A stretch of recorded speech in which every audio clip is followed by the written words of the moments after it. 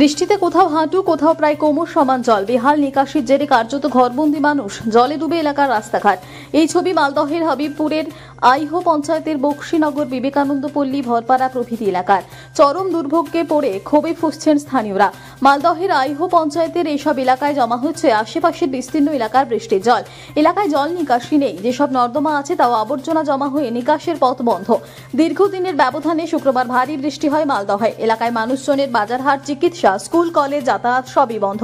নয়তো করতে হচ্ছে জল ভেঙে, এমনকি পানীয় জলের কল পর্যন্ত জলের তলায়। ফলে খাবার জল সংগ্রহ করতেও চরম সমস্যায় পড়তে হচ্ছে। প্রায় শতাধিক বাড়ির বাসিন্দারা বিপাকে পড়েছেন। সকলেরই দাবি জল নিকাশি সমস্যার স্থায়ী সমাধান করতে হবে। এদিকে নিকাশির ব্যর্থতা নিয়ে শুরু হচ্ছে তৃণমূল বিজেপি চাপানউতোর। মালদহের হবিপুরের আইহো পঞ্চায়েতের প্রধান বিজেপির বাসনা মণ্ডল, তাঁর এলাকাতেই জলবন্দী হয়ে রয়েছেন শতাধিক মানুষ। তৃণমূলের প্রাক্তন পঞ্চায়েত সদস্যের দাবি, এলাকায় নিকাশির পরিকল্পনা করতে ব্যর্থ বিজেপি পরিচালিত পঞ্চায়েত। যদিও বিজেপি গ্রাম পঞ্চায়েত প্রধানের পাল্টা দাবি, এলাকায় 3টি পাম্প মেশিন বসিয়ে জমা জল বের করার চেষ্টা চলছে।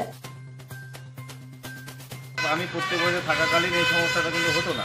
জল জমলেও ঘন্টাখানেকের মধ্যে বেরিয়ে যেত। তার নিকাশিটা ছিল একেবারে এরকম স্তব্ধ ছিল না, নিকাশিটা রানিং ছিল। তো তারপরে আমরা যতবার করে এরকম সমস্যা, বৃষ্টির পরে আমরা লেবার টেবার দিয়ে হোক ড্রেন ক্লিয়ার করে কিন্তু জলটা বেরিয়ে যেত। কিন্তু এবার যা দেখছি বা গত বছর যে সমস্যাটা হয়েছে, গত বছর থেকে এটা বেশি। এখানে জল সামান্য বৃষ্টিতে জল দাঁড়িয়ে যায়, জলটা বেরোচ্ছে না। এবার তো তবুও বর্ষা নেই। বর্ষা যদি হতো হয়তো 3 মাস 6 মাস ধরে আমরা জল বন্ধ। কত বাড়ি এরকম আছে? এরকম প্রায় 80 থেকে 90টা বাড়ি এই পাড়া, 2টো পাড়া 3টে পাড়া। কি পাড়া এটা? এটা বিবেকানন্দ পল্লী বলছি আমরা, বক্সিনগর বিবেকানন্দ পল্লী, ভরপাড়ার কিছু অংশ পড়ে। ভরপাড়া, বক্সিনগর ভরপাড়ার কিছু এলাকা, তারপরে সোনামণিতলার কিছু অংশ পড়ে। এই এলাকাটা এই দেখতেই পাচ্ছেন, গতকালের একদিনের বৃষ্টিতে, দুপুরবেলা সামান্য বৃষ্টিতে সেই জলটা আর বেরোতে পারে। এটা আমরা ঊর্ধ্বতন কর্তৃপক্ষের কাছে আমরা জানাচ্ছি।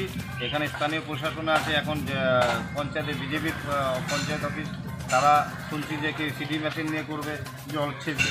তো জল ছেঁচার সমস্যা তো একদিনে হবে না।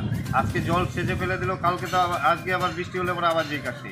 আমরা মধ্যে গতবার তো এরকম জল জমা হয়নি, এবার যে জল জমা হয়েছে নিকাশি হয় না। নিকাশি জল জমা একদম পুরাট হয়ে আছে, একদম স্ট্যান্ড থেকে নিয়ে সম্পূর্ণ জল এখানে দিয়ে নামছে। কবে থেকে হয়ে? এটা আপনার হচ্ছে তোমার বৃহস্পতিবার থেকে। বৃষ্টি হলে জল জমে যায়? বৃষ্টি হলেই জল জমা হয়ে গেছে।